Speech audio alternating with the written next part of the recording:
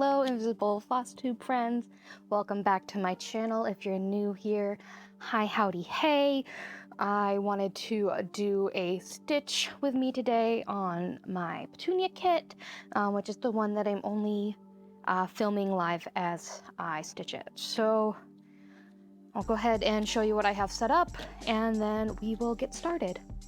All right, so here is the picture of the kit. Beautiful flowery cat. And this is where we are so far. So we're just working down in this area in the stretchy paws. I have a glass quart jar. I have some pretty colorful scissors. And I have my needle pin cushion with some pre-threaded needles for us. All right, so I'll go ahead and get started. First I'm gonna do is I'm gonna be working on this red upside down triangle here. The kit color for this is 31 and the DMC color is 3858. I'm in a ranty mood right now, so I just wanted to do a little rant before I get too far into this. So this happens sometimes with printed floss kits, and I'm sorry if the lighting's all wonky on this one. That's a whole other rant that I'll do in a minute. But if you look over here on the key, you'll see we have a red, we have like the purpley color, so that's pretty different. There's an orange, and then there's this magenta. So all of this in this family I think is too close. You'll also see, which is particularly annoying, that you have a upward green slash and then a downward lighter green slash. So that's kind of annoying because you can't always tell which is which. And then this one here, 19, is a blue circle, but you can barely see it. So I don't know if I'm helping myself. So this is oversized based off of the square. So that's it right here on the kit. So it happens, there's only so many symbols that they can use. I just feel like these are not the best symbols to have used. But it doesn't look like too many of them are all in the same color. What's going to be a problem is when you're up over here and you see this. I'm pretty sure this is the fuchsia. This is the fuchsia. I was gonna say, I think this is the, oh no, the red's over here. See? So you'll just wanna go back and confirm with your chart. I'll take this out because it's gonna be blurry. So here's your chart, so you can go and see the red on here. There's 8358, and then this is actually not gonna help you much either, is it? Guess. Go ahead and just guess. The other charts, which I'll show you in another video, because I think I do have one handy. Hold on. So, pardon the glare. This is a chart from a Needle Kung Fu kit. So I don't have the pattern right here in front of me, of course. But if you go and you would look in this section here, so you see it's all pink. You could look on here and see what color it is in the finished piece, and you'd be able to figure it out a little bit easier. And then your key's on the back. So a lot of people don't like the kits where the color on here doesn't match the color on here. But I think that it's a lot easier to figure out based off of color because those colors are different, I'm pretty sure. So we have 14 and 30. This is all over the place today. So here's 14. So that's brown. I said 30. Oh, and this is orange. Oops.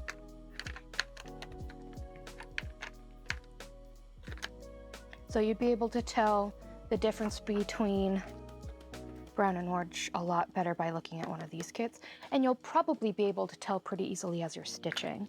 But if you started down here, you might not necessarily know. So, thank you for listening to my rants. I'm just not having a great time right now. But let me get started stitching.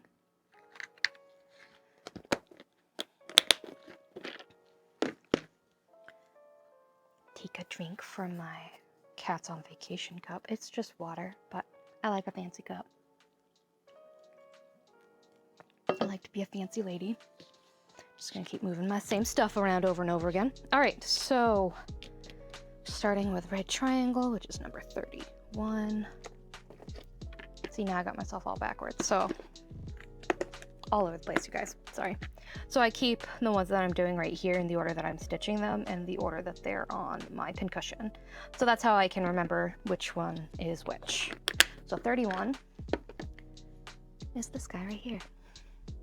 I'm just gonna start right at the tip of our paw. All right, how's everybody else's day going? You having a good day? Today is actually Friday when I am taping this, so I need to get it edited and uploaded for you guys to watch.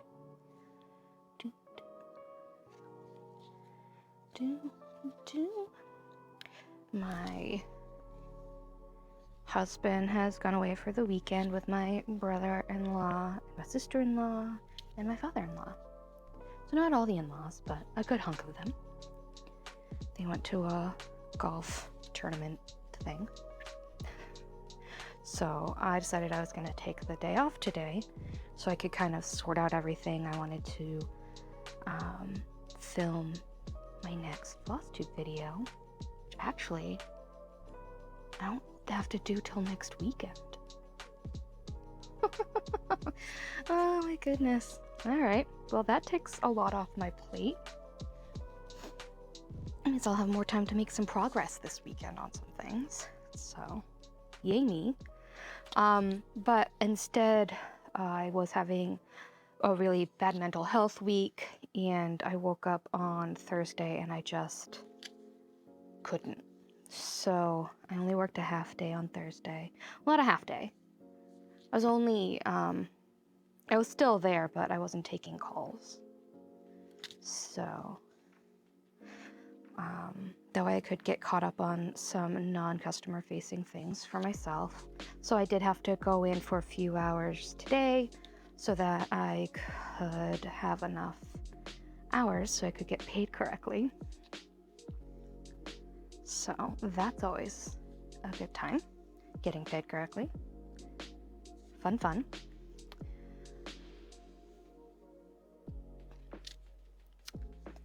So then I worked until about noon. I ordered lunch because one of my friends said, because I'm like, I'm not really sure, I'm not super excited about Wyatt being gone all weekend. Like, I can spend time by myself, but I've never been alone all night before, at least not here. It's been a long time since I've lived alone, so not super excited. And he's just like, just treat it like a date night with yourself. Get your favorite food that nobody likes to eat but you, watch your favorite show that nobody likes to watch but you, and just get it done. So I'm like, well, yeah, that's a great idea. So I ordered sushi. I pre-ordered it to be delivered at 1:30. So I ate sushi. I only ate half of what I ordered because I, of course, ordered too much. So it just seems to be what you do. But because nobody's here with me tonight, I can eat it for dinner too. So excited to eat some extra sushi. Let's see. And so then I took a nap. I just couldn't help it. I took a nap. And I woke up about 4 o'clock and I'm like, oh crud. I was supposed to do stuff today. So here I am doing the things.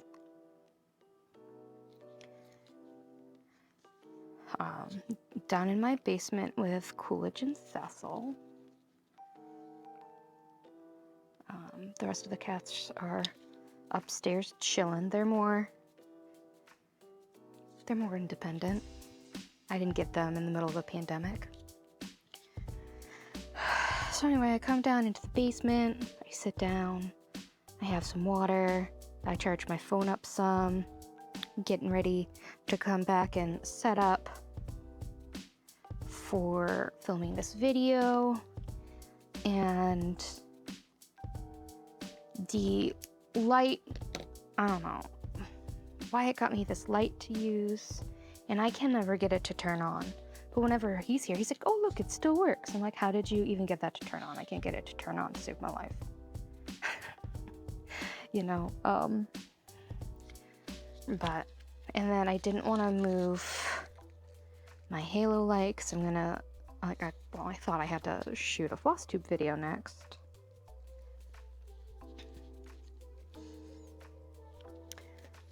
But apparently I don't, because I have no idea what day of the week it is, or what day of the month it is. But I'd be a week early for that. Alright. So I didn't want to move because I still had that all set up from when I was shooting on Tuesday. And then I come over here to set up the tripod, that because I have a different tripod for this sort of view than the other. And the clip that holds my phone on is broken. Like, it won't actually support my phone. So I'm over here trying to figure out how to get my phone to stay up. So now it's held on with a couple of hair ties, because that's how dedicated I am to Stitch with you guys. I put my phone together, my phone and my tripod together with some hair ties. So I know, I'm sorry if the lighting is not great on this one. I'm sorry if you're not straight or in center or anything, because I can't really see what's going on from down here. But that's just, you know, the week that I'm having. So I'll get some Stitch on and everything will be copacetic. I'm very thirsty.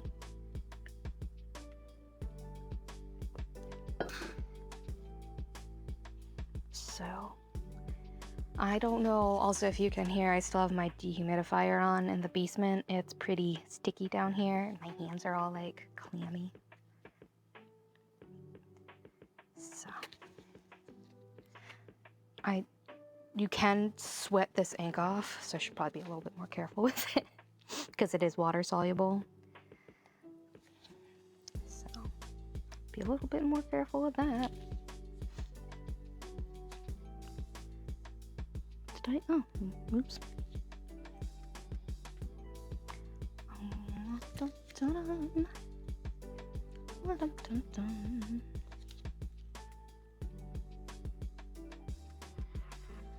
There you go. So I'll go ahead. I think it was. I'm sorry. I don't remember who asked. I meant to look it up before I started taping. But I'll post the question somewhere here. Was asking me to talk more about my husband and my cats. So I have talked about my cats before, so I'll talk about my husband. My husband's name is Wyatt. I call him Babe because I'm one of those girls. We've been together for 6 years, married for 4. We met, we both worked at the same store together, and he is younger than me, so I didn't realize when he was flirting with me that he was flirting with me. I just thought we were friends, and he would bring me iced coffee every day, which is like the key to my heart apparently. So he would come in every day that we worked together. He'd always know my schedule. We would chat on Facebook Messenger until like 1, 2 o'clock in the morning. I thought we were friends. And then one day I found out that we weren't just friends. And yeah, it was good. And it was good. We we started, our first date was at my house. I didn't know it was the date. We watched Big Bang Theory because I had never seen it and it was one of his favorite shows, and he owned all of it because you didn't used to be able to stream it anywhere. So he had bought it on something. And then we got Chinese food. He left his wallet at home, so I got to pay. And that was on a Friday night, I think. And then he came over on Saturday night. And then he came over on Sunday night. And then we were dating. I think Saturday night was the night that I'm like, I hate going to the grocery store. So he's like, I'll go with you. And then he ended back up at my house and we watched more Big Bang Theory. And then Sunday was the day he said, hey, I want to watch this movie with you. I'll bring pizza. And I'm like, okay. And then we were dating. That's the night he kissed me. So that's how I knew.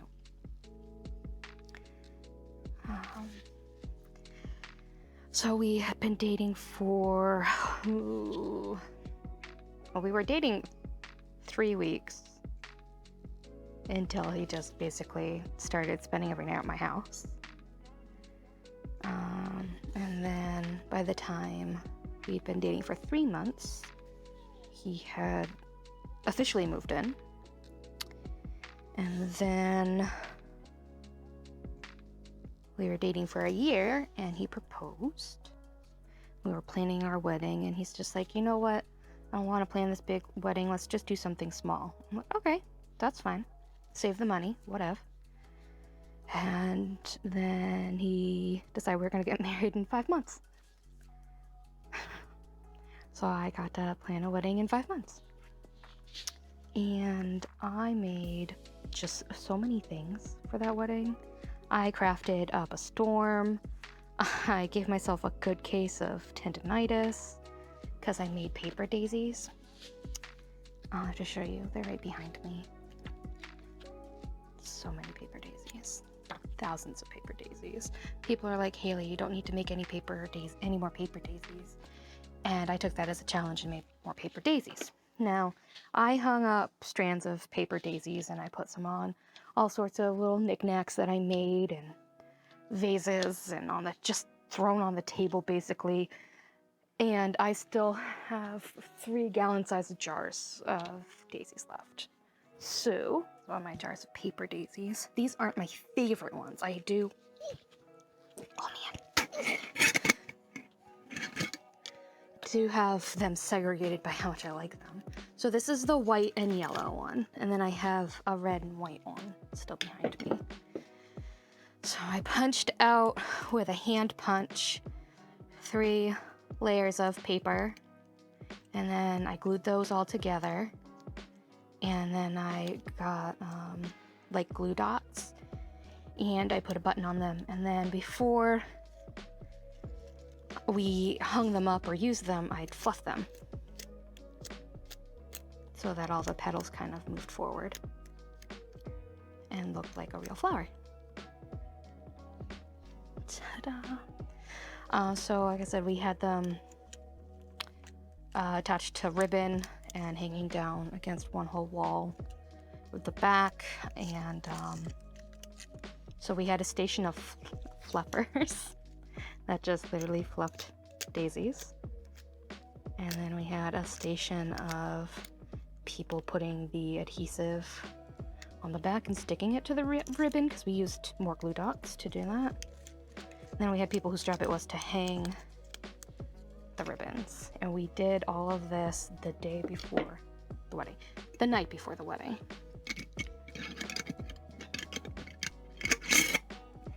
So, for anybody who's getting married or has children or grandkids that are getting married, I would just like to say one word of advice. If they're crafting or you're crafting for their wedding decorations, make sure it matches your house or their house. Because my wedding colors were red and white, and I made all these red and white things. And there's nothing red or white in my house, so nothing goes. And I wasn't going to I don't like red in a house. Woo! You guys okay? Almost got concussed. Okay. Anyway, nothing went with my wedding colors, and so I spent all this time crafting these things, and I ended up using them for somebody else's wedding, and then I donated most of them, which was sad. A lot of work. But I've got pictures. Alright, anyway, so now I'm gonna do this. I'm calling it a purple splash, like a dark purple. It is color 34 on the kit, and the DMC color is 3864. This is just a little bit of everywhere. So anyway, that's the story of my husband. He is very stubborn, and ironically, considering our age difference, I'm the irresponsible one in a lot of ways. He's more rigid, so with our cats, Cecil, being the youngest, loves to get into everything, and my rule is let him. I don't really have a rule. I will get up if there's something that sounds particularly dangerous, or if I hear chewing, unless I know what it is that he's chewing on and know that it's gonna be okay. Wyatt's rule is nothing. Nothing can be played with that is not specifically a cat toy. He cannot eat anything that is specifically not a cat treat or cat food. So he's a lot more strict than I am, and that does cause problems every once in a while.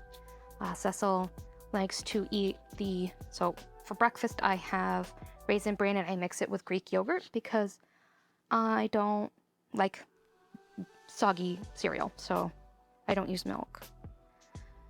So I'd let him lick the rest of the Greek yogurt off of my spoon when I'm done eating. And Wyatt can't have that. So I usually wait and eat breakfast until he's gone to work, because otherwise there's a problem. I don't know. I try not to give him too much grief about it. He didn't grow up in a family with pets the way I did.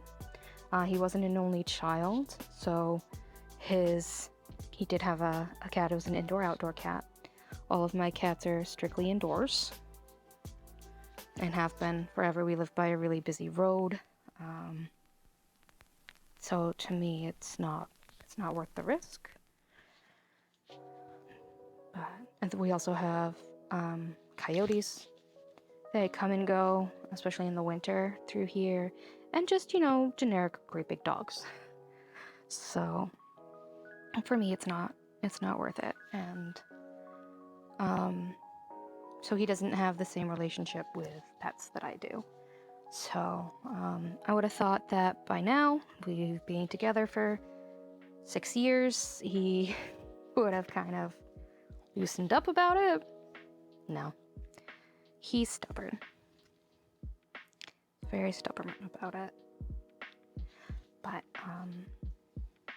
yep, let's see. He works, he's a computer technician. He does installs. He does some other things. This is where I don't look like a good wife. Sometimes he starts talking about it in tech language, and I just kind of zone out a little bit. So like I said, I sound like a bad wife. I do know what he does. I couldn't tell you the technical definition exactly, but I can tell you that he works installing computers and customer management and that sort of stuff. And he's really happy there. He moved jobs almost a year ago now, so it was rough at first, but he's definitely worked really hard, and God, I'm thinking. Has made the best of the situation.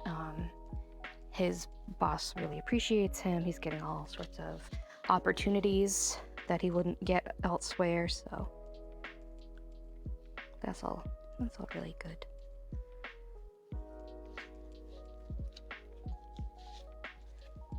Wyatt's very concerned that I'm going to make him sound bad. in my videos. But I don't think I do. We're gonna move over to this foot now over here because there's no more of this color over there. And I don't like to put back pieces of floss. I like to try and use it up because I feel like I'll have less problems with knotting that way. Just want to make sure I have my X's going the same way. I think one of the bigger problems outside of the cats that Wyatt and I have right now is I have cross stitch as a hobby, and I do it a lot. I do it while we're talking, and I'll do it while we're watching TV, and I've definitely been conscious to do it less. Because he doesn't always feel like he can talk to me. I mean, I can have a conversation and cross stitch, case in point. But if we're not already talking, he doesn't feel like he can butt in and say anything. And also, he doesn't have anything similar to this. So when I'm cross stitching, he's just, you know, watching TV or something. Because I do need to have some sort of noise on in the background with my ears ringing all the time. And when I'm cross stitching, I do prefer that it is TV. I'm not huge on audiobooks because I read so much. I just personally feel like it's cheating the book. I think I made that excuse for myself because it is very hard for me to follow an audiobook. My mind just kind of goes in on its own path. So it's not my favorite thing to do while I stitch. I know there's lots of people that do. I know there's lots of people that listen to podcasts, and I've tried doing that as well. But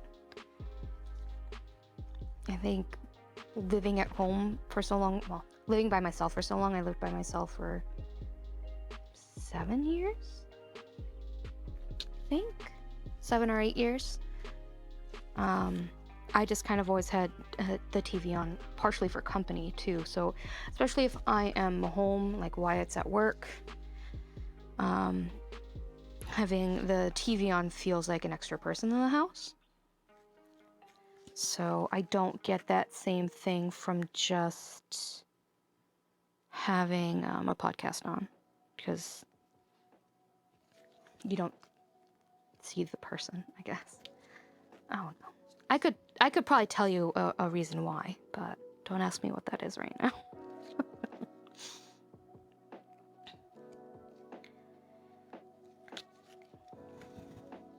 Sometimes I'm just not very good at articulating things in the moment, and I have to go and obsess over it before I go to bed.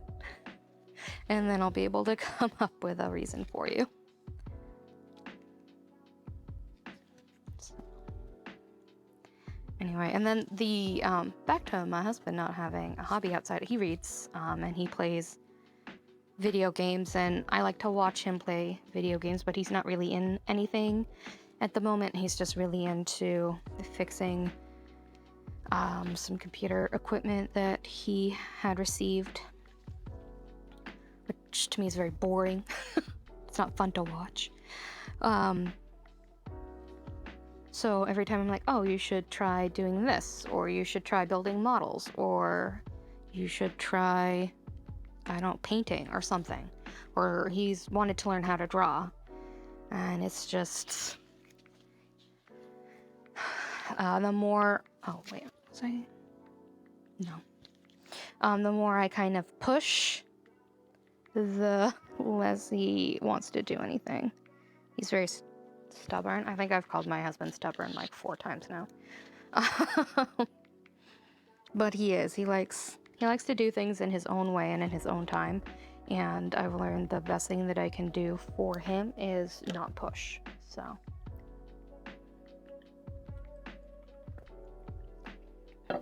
I've stopped pushing.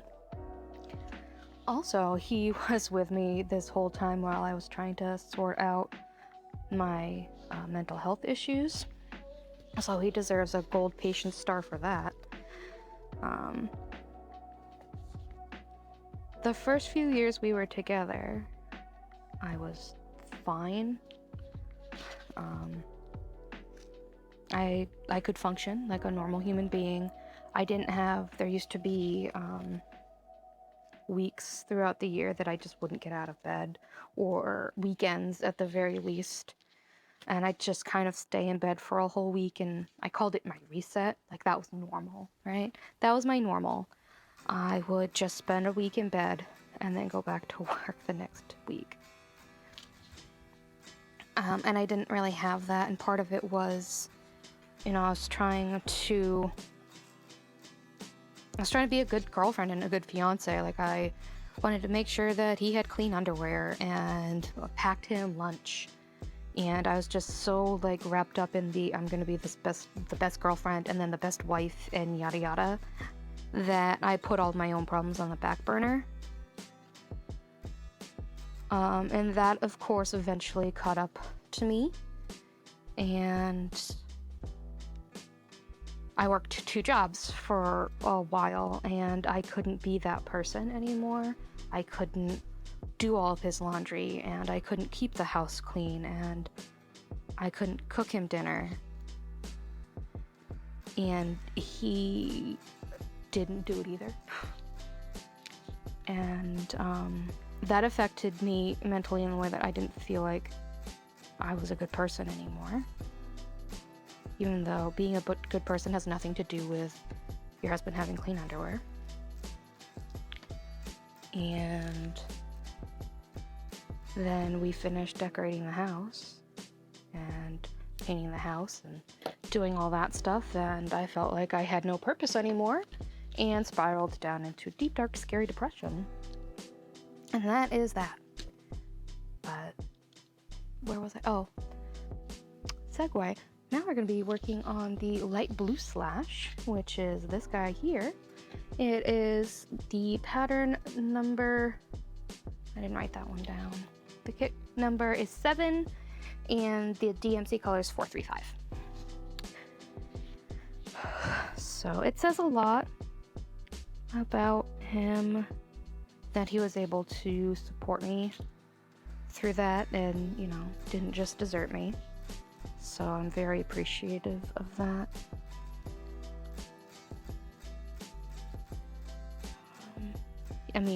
He enables me plenty. I have 2 more cats because he enables me. I did try and coerce a 7th, but he said then I'd have to scoop all the cat boxes myself and that he wouldn't help me. And I'm not about that life. Again, he spoils me.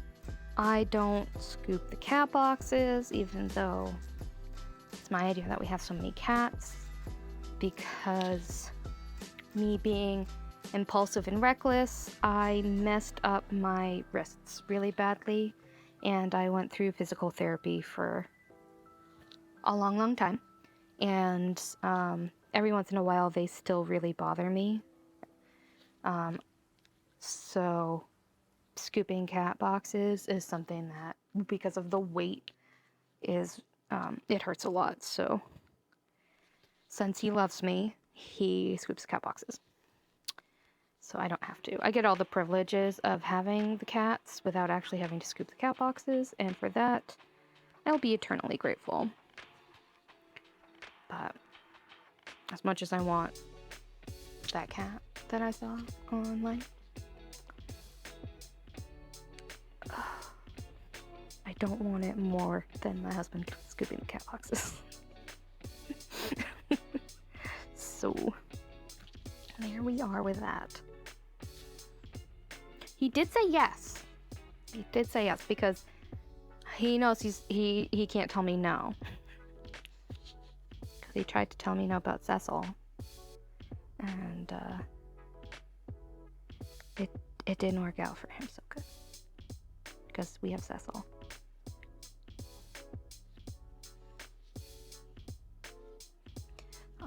So back to cats, I guess. Probably if you follow me on Instagram, you will see there's a disproportionate amount of pictures of Cecil and Coolidge. I know there's pictures of Cooper on there. One picture of Cooper on there, who's my oldest cat, being 17.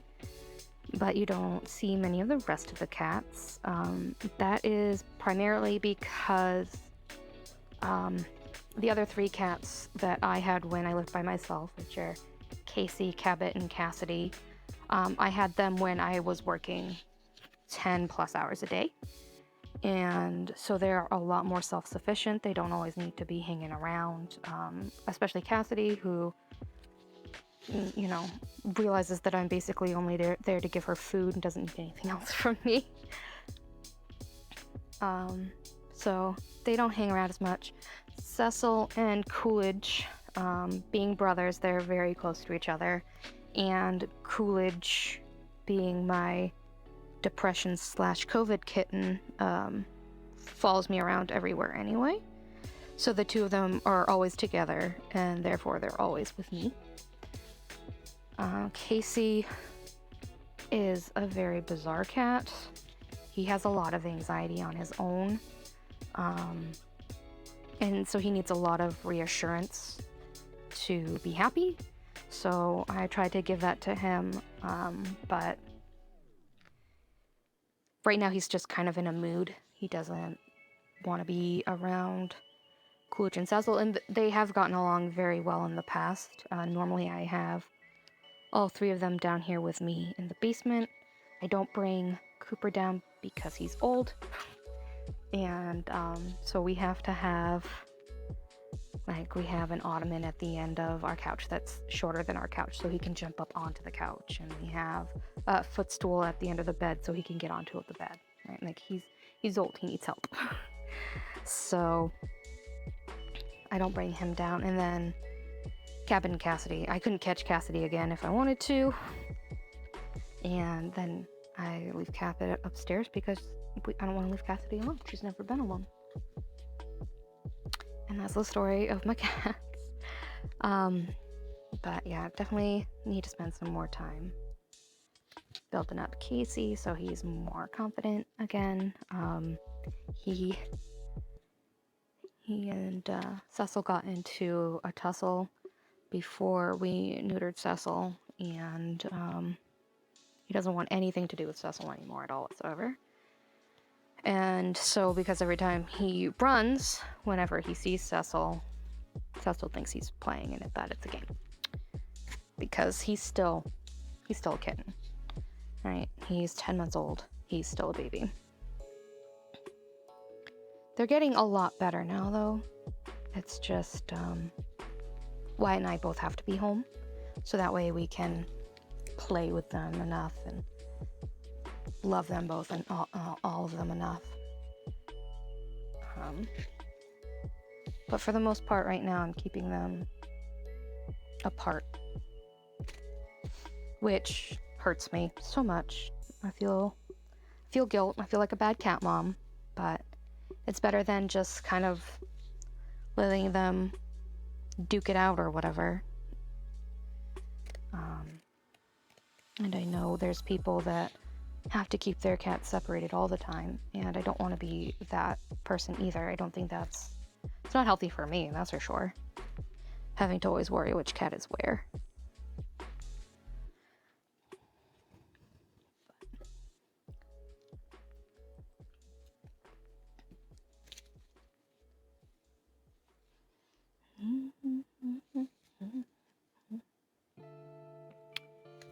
I also don't usually have Casey down here when I'm filming because if I'm sitting on the couch, he'll lay next to me, and that's fine.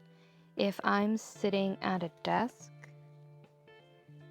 woof, he has to rub all over everything. Like, I brought him down here to work with me the other day because he hasn't been down here for a while, and I remembered why I don't bring him down here when I'm working. He knocked over everything on my desk. He moved my monitors around. And like the whole time he's purring and he's rubbing himself all over me, and he's just like, attention me, attention me. And I'm trying to attention him, But now my face is covered in cat hair. So I gave him love and I gave him treats and I put him back upstairs and I brought down Coolidge and Cecil. And because they each have a cat bed on either side. I have an L-shaped desk now. So they each have a cat bed on either side. And they run around and they tussle and then they go to sleep, each in their own cat bed. So I can pet them and talk to them, but they're not in my way and they're not, you know, knocking over my stuff. When Coolidge was a kitten, he used to sleep in the front of my sweat jacket while I was working. Oh, I miss him being a kitten. I love him now, but he won't sleep in the front of my sweat jacket anymore. So I did buy extra large, like extra big sweat jackets, so maybe he'll have room to sleep in them this winter. Oh. But we will see. Let's see if I have enough to do this part right here.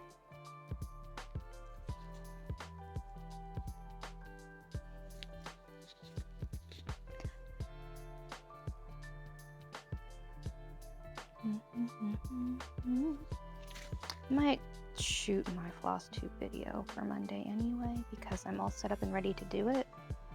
I think it's technically, well, it's 4 weeks since my last one, so that seems like a good amount of time. So I'll probably edit and upload this video that I just am filming with you right now, and then I'll do my floss tube video, and then I'll do my super secret surprise video I'm gonna do. It's not that exciting. It's just a cross-stitch challenge video. If you watch my video on Monday, you'll hear more about it. So that's exciting for you.